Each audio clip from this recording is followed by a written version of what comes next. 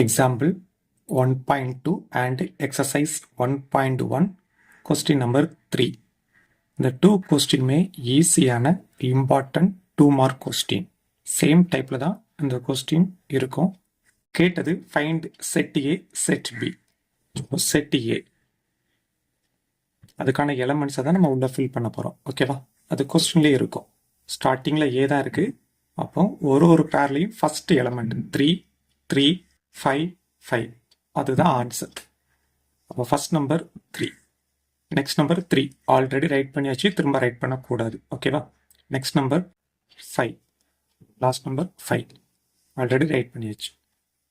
Next b, பிக்கான answer எழுதலாமா? இங்கே கொஸ்டினில் செகண்ட் பிளேஸில் தான் பி இருக்கு. அப்போ உள்ள ஒரு பேர்லையும் செகண்ட் எலமெண்ட் அந்த டிக் போட தான் answer. First number 2, next number 4. 2 already write பண்ணிட்டோம், 4 ஆல்ரெடி ரைட் இட். ஓகேவா? கொஸ்டின் நம்பர் 3 ஆன்சர் எழுதலாமா? பட் இங்கே ஃபர்ஸ்ட் பி இருக்கு, கேர்ஃபுல்லாக ஹேண்டில் பண்ணுங்க. ஃபர்ஸ்ட் பி இருக்கு.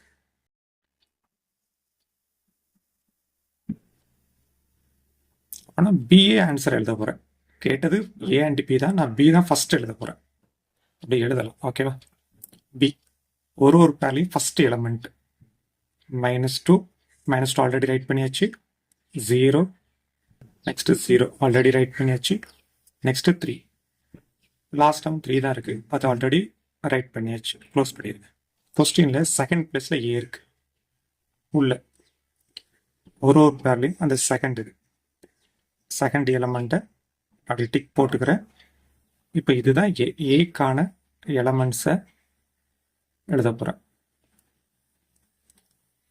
First number 3, next number 4, next number 3 already write பண்ணியாச்சு. 4 அதுவும் எழுதியாச்சு, 3 எழுதியாச்சு, 4 எழுதியாச்சு.